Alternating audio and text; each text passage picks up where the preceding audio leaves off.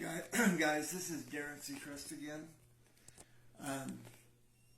Things are starting to progress a little bit with my kidney failure taking me out. I'm really starting to notice a lot of cognitive decline. My memory is really getting bad, and I'm having very, very vivid dreams, and sometimes it's hard to distinguish what really happened and what I had dreamt.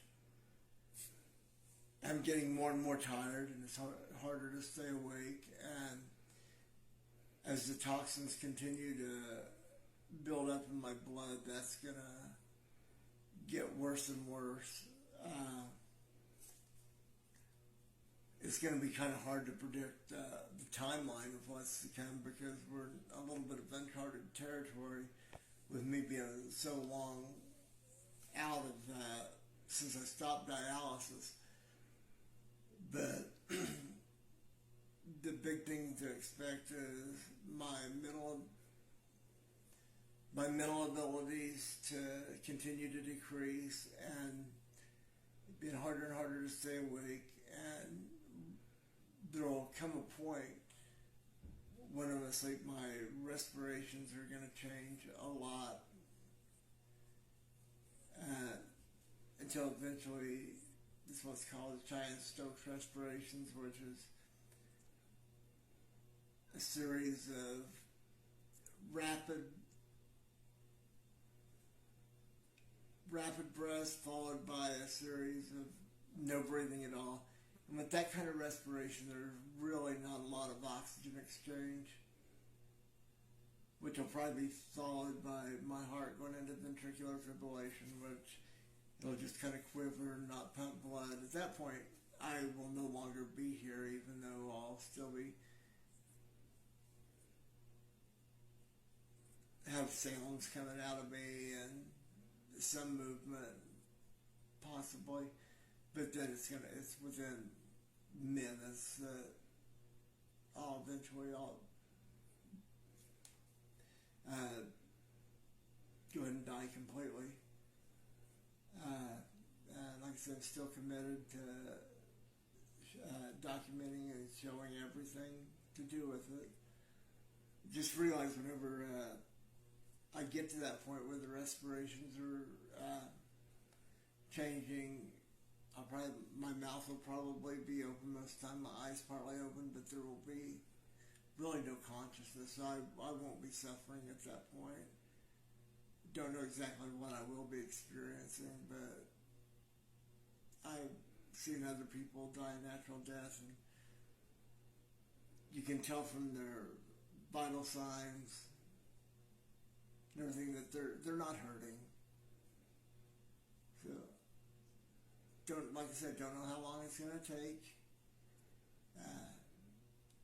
I'll let you guys in on every bit of it. I can say that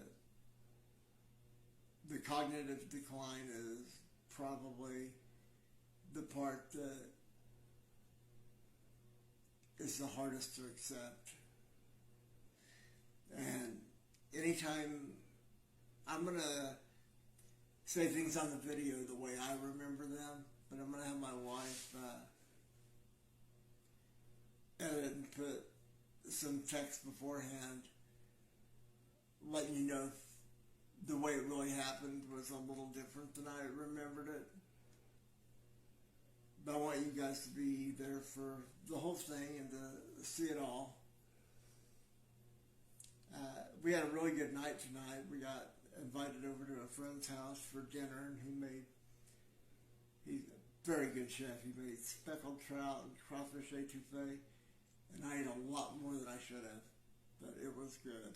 I thank the guy from our church named Greg Speed, and I thank him very much for that. It was a very nice evening, and it was nice to get out for the first time in a while. Like I said, if you guys are liking these videos, please follow, hit the like button, and tell others about it.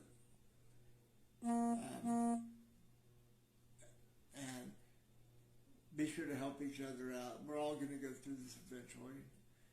And just remember to be kind to one another.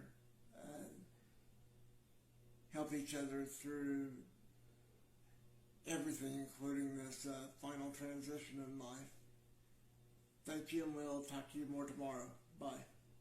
Shreveport in North Louisiana to Monroe, and I was like, I want to see what it feels like to glide. So I basically pulled the mixture on the mixture, air fuel mixture, pulled all the fuel out, and of course it's going to die. That's how you kill the engine in an airplane. Mm-hmm.